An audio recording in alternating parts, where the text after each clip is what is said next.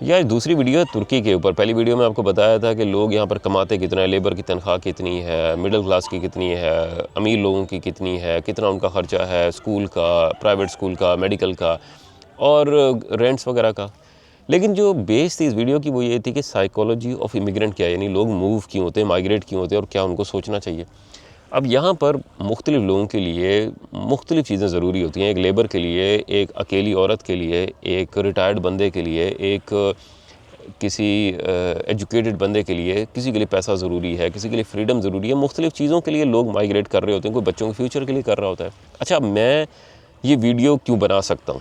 میں 2012 میں میری شادی ہوتی ہے, ٹرکش وائف ہے میری, تو ایک بہت بڑا ایکسپوجر ہے میرا ترکی کے ساتھ. میرے 2 بیٹے ہیں جو اسکول میں جاتے ہیں, لیکن وہ ترکی میں نہیں پڑھتے, وہ چیک ریپبلک میں پڑھتے ہیں. چیک ریپبلک کے اندر میں نیشنل ہوں اور وہاں پر ایک پرماننٹ جاب ہے یونیورسٹی کے اندر, میں پروفیسر ہوں, پڑھاتا ہوں. اور اسی طرح میری ایک جرمنی کے اندر میں یونیورسٹی کے اندر لیکچرز دیتا ہوں, وہاں پر بھی میرے پاس اکیڈیمک جاب ہے. اور ترکی کے اندر میں لیکچر دیتا رہتا ہوں ڈیفرنٹ یونیورسٹیز کے اندر. اب یہاں پر اس پوری پروفیشنل لائف کے اندر میرا ایک ایکسپوجر ہے. میں نے یہاں کے سٹی کو, ان کی کنٹری کو سمجھا ہے, لوگ کس طرح, ان کے لیے خوشی کیا چیز ہوتی ہے اور ان کے لیے اچھائی برائی کیا چیز ہے. اور اسی لیے یہاں پر جو لوگ امیگریٹ کرتے ہیں ان کی سوچ کیا ہونی چاہیے. اور یورپ کے ساتھ بڑی اچھے طریقے سے میں کمپیئر کر سکتا ہوں, کیونکہ میں وہاں پہ ایک پرماننٹ جاب کرتا ہوں, وہاں پہ پرماننٹلی رہتا ہوں. اور میرے لیے ضروری کیوں تھا کہ بچے وہاں پر پڑھیں, یہاں پر وہ لینگویج آرام سے بولتے ہیں, ترکی زبان بڑی آسانی سے یہاں پر بھی پڑھ سکتے تھے, تو میرے لیے یہ ضروری کیوں ہے. پھر اس پہ چلتے ہیں. اب پہلے آ جائیں, جو لوگ ہیں وہ مائیگریٹ کیوں ہوتے ہیں, اس کے لیے ایک بڑی مشہور تھیوری ہے, اسے کہتے ہیں پش پول تھیوری, یعنی کہ کسی کو دھکا دینا اور کھینچنا. یعنی آپ کا ملک آپ کو دھکا کہاں پہ دے رہے ہیں اور دوسرے ملک آپ کو کھینچ کہاں پر رہے ہیں.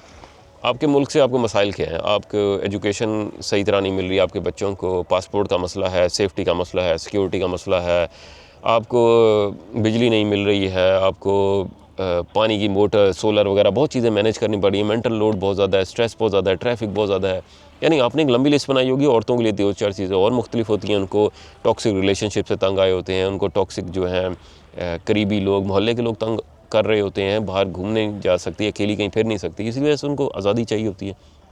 اب یہاں پر مرد کے لیے ایک اپورچونٹی ہوتی ہے, پیسے ہوتے ہیں, میں باہر جاؤں گا تو میرا ایک ایکسپوجر ہے, اس کی بنیادوں پر اب سلیکشن ہوتی ہے. پھر ایک باہر کا ملک ہے, وہ آپ کو یہ آفر کرتا ہے کہ ہمارے پاس مذہب کا مسئلہ نہیں ہے, ہمارے پاس جو ہے انگلش لینگویج میں آپ کر سکتے ہیں, لینگویج سیکھنی نہیں پڑے گی. کوئی کہتا ہے ہم پیسے زیادہ دیں گے, کوئی کہتا ہے کہ آپ کو نیشنلٹی پاسپورٹ مل جائے گا. یہ ساری وہ چیزیں جو آپ کو کھینچ رہی ہیں. اب ڈفرینٹ کیٹیگریز میں چلتے ہیں. لیبر کلاس جب موو ہوتی ہے, اس کے لیے سب سے ضروری پیسہ ہوتا ہے. وہ کہتا ہے کہ میں وہاں جاؤں گا, کام کروں گا, دن رات کام کروں گا اور پیسے بھیجوں گا. اس کے لیے یہ ضروری نہیں ہوتا کہ میرے ساتھ فیملی آئے گی یا نہیں آئے گی, میں 1-2 سال کروں گا, ہر دن کام کروں گا اور میں نے پیسے بھیجنے ہیں. یہاں پر جو ایک بڑا ضروری چیز ہے, لیبر کلاس کو سمجھنا چاہیے, آپ گدھے نہیں ہیں. آپ کو اس دنیا میں اس لیے نہیں بھیجا گیا کہ صبح سے شام تک آپ کام کرتے رہیں اور آپ کی فیملی کہیں دور, آپ کے ماں باپ, بہن بھائی, بچے کہیں اور بڑے ہوتے رہیں, ماں بوڑھی ہوتی رہے اور آپ صرف پیسے بھیجتے رہیں. اس کے لیے پہلے سے ایک پلان کر لیں گے, آپ 1 سال رہیں گے, 2 سال رہیں گے, 5 سال رہیں گے, 10 سال رہیں گے, اتنے پیسے جمع کر لیں کہ باقی زندگی اپنے بچوں کے ساتھ گزار سکیں. لیکن ایسا نہیں ہوتا. آج آپ کی تنخواہ 30,000 لے رہا ہے تو فیملی آپ کی 30,000 لے رہا والی زندگی گزارتی ہے. اگر 60,000 لے رہا کر دیں تو وہ فیملی 60 والی زندگی گزارے گی. آج 1 لاکھ کر دیں تو وہ 1 لاکھ والی زندگی گزارے گی. آپ کبھی یہ سوچتے ہی نہیں ہیں کہ آپ نے واپس ان کے ساتھ زندگی کیسے گزارنی ہے. پھر ایک وقت آتا ہے جب آپ کو یہ خیال آتا ہے, اس ٹائم آپ 40-45 کے ہو جاتے ہیں اور آپ کو لگتا ہے کہ مجھے واپس جانا چاہیے, میں نے ماں کو بوڑھا ہوتے نہیں دیکھا, بچوں کو بڑا ہوتے نہیں دیکھا. لیکن اب وہ خواہش ختم ہو جاتی ہے, بچوں کے اندر بھی وہ باپ کے لیے انٹرسٹ کم ہوتا ہے اور آپ اس کے بعد سمجھتے ہیں کہ یہی زندگی بہتر ہے اور اس طرح گزارتے رہتے ہیں. لیبر کلاس ضرور اپنے آپ کو پہلے سے سوچ کے آئیں کہ آپ کی زندگی اس لیے نہیں بنی کہ آپ باہر کے ملک میں آ کر صرف کام کرتے رہیں اور پیسے بیچتے رہیں اور آپ کی زندگی اپنے ماں باپ, بہن بھائی, بچوں کے ساتھ نہ. اس میں اسی طرح ہے کہ آپ کو اگر بھوک لگی ہے تو آپ کھانا کھاتے ہیں, لیکن کافی دفعہ آپ کھانا اس لیے کھاتے ہیں کیونکہ ہر کوئی کھانا کھا رہا ہے, اور کافی دفعہ آپ اس لیے کھانا کھا رہے ہوتے ہیں کہ وہاں پر ایک مہنگی چیز پڑی ہے اور اگر میں کھاؤں گا تو لوگ میری تعریفیں کریں گے, دیکھیں یہ سوشی کھاتا ہے یا کوئی اور مہنگی چیز کھاتا ہے. اسی طرح پاکستان میں ہو رہا ہے کہ بہت دفعہ آپ کو شاید ضرورت بھی نہ ہو, لیکن معاشرہ آپ کو اتنا فورس کر دیتا ہے کہ آپ کو لگتا ہے کہ محلے کے سارے لوگ چلے گئے, انہوں نے گھر بنا لیا, میں یہاں رہ گیا. اچھا, اب دوسری سائڈ پہ آ جائیں. یہ ہے جو ایجوکیٹڈ پیپل ہیں, جو اسکلڈ بندے ہیں, جو کسی انجینئر ہیں, ڈاکٹرز ہیں. اب یہ مائیگریٹ کیوں ہوتے ہیں؟ ان کو پاسپورٹ چاہیے, بچوں کا فیوچر چاہیے اور بیوی کو جو ہے ایک الگ فریڈم چاہیے. اب یہ یہاں پر مائیگریٹ ہوتے ہیں اور اس کے اندر ایک جو سب سے ضروری چیز ہے, اپنی بیوی کے ساتھ تمام چیزوں کو پہلے سے ڈسکس نہیں کرتے. آپ سے پہلے بتائیں کہ ہم وہاں پہ جائیں گے، وہاں پر نوکرانی نہیں ہوتی، ہمارے پاس پیسے کم ہے، پرائیویٹ اسکول میں بچہ نہیں جا سکتا، وہاں پہ آپ کو لینگویج سیکھنی پڑے گی، بچوں کو اسکول لے کے جانا آنا پڑے گا. یہ مسائل آپ نے پہلے سے دیکھنا ہے کہ آپ کے پاس سوشل لائف کس طرح کی ہوگی.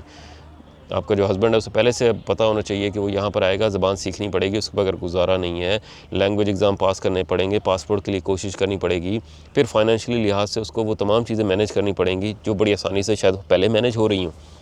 یہ چیزیں پہلے سے ڈسکس کرنا ضروری ہے، لیکن لوگ عموماً صرف اپورچونٹی کے انتظار میں ہوتے ہیں اور ایک شخص دیکھتا ہے کہ ہاں میرا ایک فائدہ ہے اور وہ باقی لوگوں کو اپنے ساتھ دھکا دے کے لے جاتا ہے. بچوں کا بالکل بھی نہیں سوچتے. 7 اور 6 سال سے چھوٹے جو بچے ہیں وہ مائگریٹ آسانی سے ہو جاتے ہیں، آپ وہاں پر ان کو زبان سکھا سکتے ہیں، کلچر اور باقی چیزیں. لیکن اس سے جو بڑے بچے ہیں 9 10 11 سال کے جو بچے ہیں، آج تک مجھے کوئی بھی ایسا بچہ سیشن میں نہیں ملا کہ جس کی زندگی میں بعد میں کوئی ٹراما نہ ہو کہ اس کے ماں باپ نے اسے اس عمر میں موو کیا، دوست ختم ہو گئے، کلچر ختم ہو گیا، یہاں تک کہ بہت جگہ پہ مذہب ختم ہو گیا، ماں باپ، بہن بھائی اور اس کا جو ریلیشن ان کا نانا نانی دادا دادی محلے کے لوگوں سے بنا تھا وہ کبھی بھی نہیں بن سکا. اب ایک نئی زبان کے اندر وہ اپنی آدھی زندگی صرف ایکسپریشن کی کوشش میں گزارتے ہیں. یعنی آپ خود اندازہ لگائیں، آپ کی لڑائی ہو جو اور آپ کو زبان نہ آتی ہو تو آپ کو کتنا مشکل ہوتا ہوگا بتانے کی کہ یار میرے ساتھ میں نے یہ غلطی نہیں کی، کسی اور نے کی ہے. اسی طرح ان کے ساتھ ہوتا ہے. تو یہ چیز پہلے سے آپ نے ان کے ساتھ ڈسکس کرنی ہوتی ہے کہ ہم کیوں مائگریٹ کر رہے ہیں، ضروری کیا ہے اور ان کی ایج کیا ہے. لیکن زیادہ تر لوگ ایسے نہیں کرتے اور عموماً سوسائٹی کے پریشر میں، اور بہت سارے لوگ اپنے صرف خراب ایموشنل حالات کی وجہ سے کہ بیوی کے ساتھ تعلقات خراب ہیں، ماں باپ کے ساتھ خراب ہیں، تو ایز صرف ایگزٹ کے طور پہ کہ یہاں سے تو نکلیں پھر کہیں جائیں، اس طرح کر رہے ہوتے ہیں. یہ وہ کیٹیگری ہے جس کے اندر میں آپ کو پرسنل اگزامپل دیتا ہوں کہ اب میرے بچے ہیں وہ چیک ریپبلک میں پڑھتے ہیں، چیک زبان میں پڑھتے ہیں. آج اگر میں ترکی کے اندر رہ رہا ہوں گا تو ترکی کے اندر جو سیلری ہے پروفیسر کی وہ چیک ریپبلک سے زیادہ ہے. لیکن یہاں پر اگر میرے بچے آئیں گے تو ان کو پرائیویٹ اسکول میں ڈالوں گا، کیونکہ ایک جو سٹینڈرڈ میں نے ان کو وہاں دیا ہے وہ اگر یہاں دینا ہے تو اس کے لیے پرائیویٹ اسکول ضروری ہے. اور گورنمنٹ اسکول میں ان کا وہ ایکسپوجر نہیں ہو سکتا. خالی پڑھائی کی بات نہیں ہے، یہاں پہ ایک پورا ایکسپوجر ہے جو پچھلی ویڈیو میں بھی آپ کو سمجھایا تھا. اب وہاں پر وہ گورنمنٹ اسکول میں جاتے ہیں تو اس کے اندر ان کی وہ چیک زبان میں سیکھتے ہیں، ان کو زبان سیکھی ہے انہوں نے. اور اسی طرح اگر یہاں پر آتے تو ترکی میں ان کو لیے آسانی ہوتی. لیکن وہاں پر کیونکہ اب وہ چیک نیشنل ہے، وہ زبان میں پڑھتے ہیں، تو آگے کی ایک بہت فیوچر کے اندر ان کے لیے میں سمجھتا ہوں کہ بہت فائدہ ہے کہ کسی یونیورسٹی کے اندر بغیر پیسے کے وہ پڑھ سکتے ہیں. اگر میں آپ کو یہ چیز سمجھاؤں کہ اگر لوگ مائگریٹ ہوتے ہیں، جب ایک مرد مائگریٹ ہو رہا ہے تو اس کے لیے پاکستان سے مائگریشن سے ہمیشہ فائدے ہی ہیں. فائدے اس کے یہ ہیں، پاکستان کے اندر ایک لمبی لسٹ بنا لیں گے مینٹل لوڈ کیا ہے. اس نے بل دینا ہے، الیکٹریسٹی بل دینا ہے، میڈیکل بل دینا ہے، اسکول کا بل دینا ہے، پانی کی موٹر چلانی ہے، الیکٹریسٹی کی جو سولر وغیرہ ہے مینیج کرنا ہے. یعنی لمبی لسٹ ہوگی جو اس نے مینیج کرنی ہے. اسی ایک اس شخص کو آپ اٹھا کر یہاں پر یورپ میں لے آئیں، یہ تمام جو لسٹ تھی وہ ختم ہوگی. اسے میڈیکل بھی نہیں دینا، بچوں کے لیے ایجوکیشن کا بھی نہیں سوچنا، اسے یونیورسٹی کے بارے میں نہیں سوچنا کہ فیس کون دے گا، وہ بھی فری ہو جائے گی. اگر پاسپورٹ ہے تو ٹریولنگ اس کی آسان ہو جائے گی. اور اسی طرح بہت ساری اور چیزیں جو آج آپ سوچ رہے ہیں کہ پانی آ رہا ہے نہیں آ رہا، بجلی آ رہی ہے نہیں، یہ جو مرد کے لیے ایک بیک آف دا مائنڈ اس کے لیے رسپانسبلٹی ختم ہوتی ہے.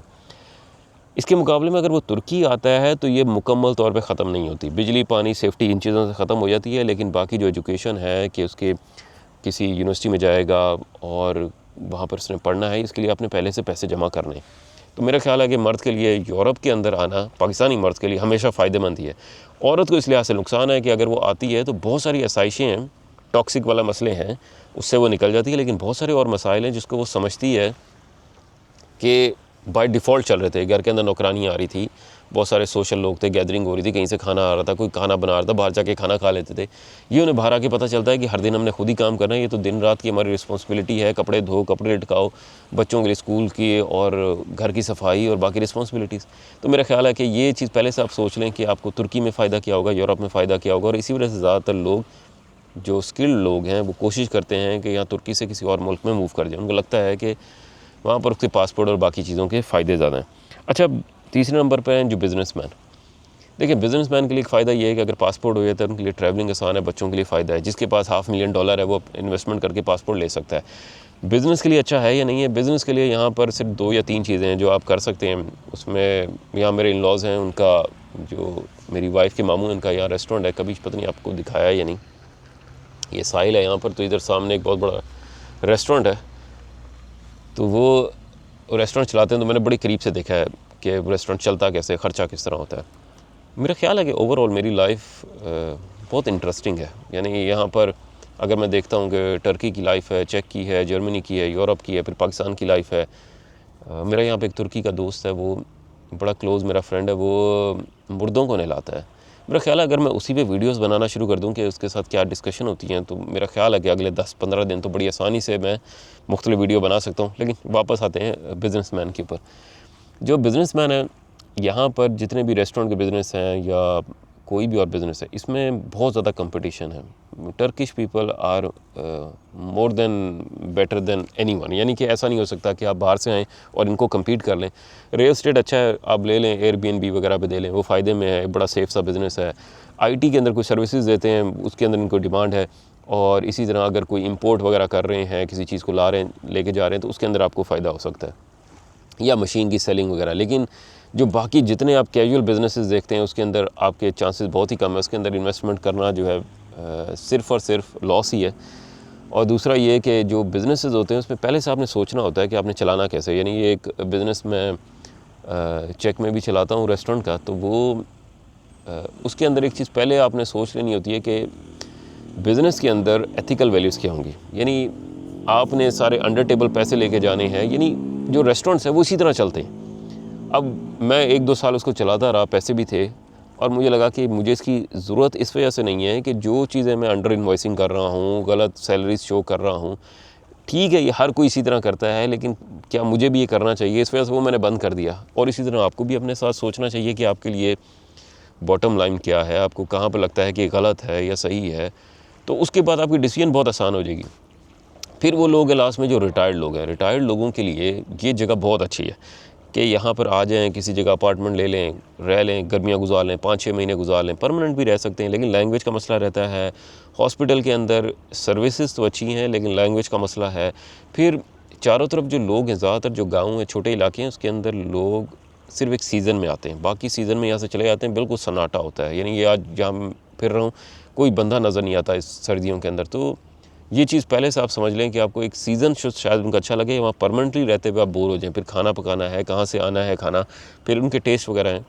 لیکن مذہبی لحاظ سے، اسلامی لحاظ سے آپ کو مسجدیں ملتی ہیں، پیدل چل سکتے ہیں، سیفٹی کا مسئلہ نہیں ہے. یہاں پر چھوٹے علاقوں کے اندر گھروں کے دروازوں پہ چابیاں لگی رہتی ہیں، کوئی چیز چوری نہیں کرتا، کوئی جوتے ہیں یا ایون کہ گھروں کے اندر آنا بہت ہی کم ہے. بڑے شہروں میں کبھی کبھار ہو جاتا ہو. لیکن جو عورتوں کے لیے ایک خاص چیز ہے، شاید بہت سارے لوگوں کو نہ پتہ ہو، کہ یہاں پر بھی اگر آپ اکیلی عورت ہیں، اس کے لیے لائف تھوڑی سی مشکل ہے. لوگ سمجھتے ہیں کہ آپ اویلیبل ہیں.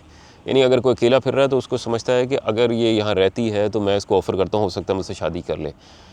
لوگ آپ کو شاید بہت زیادہ تنگ تو نہ کریں یا آپ کو ہریس تو نہ کریں، لیکن ہر دن آپ پہ نگاہ ضرور رکھیں گے کہ آپ کر کیا رہی ہیں اور آپ کی زندگی کے اندر اور کون لوگ آ رہے ہیں. تو یہاں میں نارملی دیکھتا ہوں بہت سارے میری دوست اور کولیگز ہیں جو اکیلی رہتی ہیں، تو وہ گھروں کے باہر اپنا نام نہیں لکھتے، خالی نمبر لکھا ہوتا ہے تاکہ لوگوں کو پتہ نہ چلے کہ میں اس گھر میں رہتی ہوں. اسی طرح جب کوئی ڈیلیوری کے لیے کوریئر سروس آتی ہے، ان کو گھر پہ نہیں بلاتے، اس کو باہر کسی جگہ پر ایڈریس دے کے چیز لے لیتے ہیں. اور زیادہ تر لوگ جو ہیں ایوائڈ کرتے ہیں کہ اپنے دوستوں کو کسی کو گھر پہ بلائیں تاکہ محلے کے لوگ یا بلڈنگ کے لوگ کوئی ایسی بات نہ کریں. تو یہ چیز یہاں پر بھی ترکی میں ابھی بھی چلتی ہے، لیکن سیف ہیں آپ، لوگ تنگ نہیں کرتے. اور ایک بہت بڑا خراب سا امیج ہے پاکستانیوں کا. ویسے یہاں پر ایک پاکستانی ٹک ٹاکر نے یہاں پر بہت ساری لڑکیوں کی ویڈیوز بنائی. کبھی کوئی سمندر پر ہے، کوئی کہیں واک کر رہی ہے، تو اس کی اکیلی ویڈیوز انہوں نے بنائی، ٹک ٹاک وغیرہ پہ لگائی. تو اس میں پاکستان کے اندر کوئی ملینز میں ویوز تھے. تو یہاں پر ایک جنرل اخبار میں بھی خبر تھی کہ یہاں پر لوگوں کا کانسیپٹ تھا کہ یہ تو پورا ملک ہی ایسا شاید سوچتا ہے کہ ایک ویڈیوز کے اوپر خالی ایک لڑکی ہے، آرام سے اکیلی پھر رہی ہے، اس پہ اب 20-30 ملین ویوز ہیں. اس کا مطلب ہے کہ پورا ملک اس کو صحیح سمجھتا ہے. تو اب یہاں پر اس لحاظ سے ایک بڑا سخت رول ہے کہ اگر آپ کسی کو ہراس کرتے ہیں یا اگر لڑکی شکایت لگاتی ہے تو آپ 3 سال تک جیل میں جا سکتے ہیں. اگلی ویڈیو میں ڈسکس کرتے ہیں کہ یہاں پر اوور آل لائکنگ کیا ہے، لوگ پسند کیا چیز کرتے ہیں، اور میرا ایکسپیرینس کیسا رہا ترکی کے میں وائف کے ساتھ اور بچوں کے ساتھ، اور وہ زبانیں کیا بولتے ہیں اور ملٹی کلچرل چیز کیا ہوتی ہے. کیونکہ اب بچے میرے ترکش بولتے ہیں، اردو بولتے ہیں، چیک زبان بولتے ہیں اور انگلش. کبھی ان سے ملواؤں گا. ابھی یہاں پر مغرب کی اذان ہو گئی ہے. انٹرسٹنگ چیز دکھاتا ہوں. یہ یہاں پر اسپیکر لگا ہوا ہے، اس میں سے آواز آ رہی ہے. اور یہ آٹومیٹک ہے. جو مسجد ہے وہ یہاں سے تقریباً کوئی 1.5 کلومیٹر دور ہے, 10 منٹ پیدل چلنا پڑتا ہے. اور یہاں پہ زیادہ تر یہ اسپیکر لگائے ہوئے ہیں تاکہ ہر جگہ پہ آواز ہے. ملتے ہیں اگلی ویڈیو میں.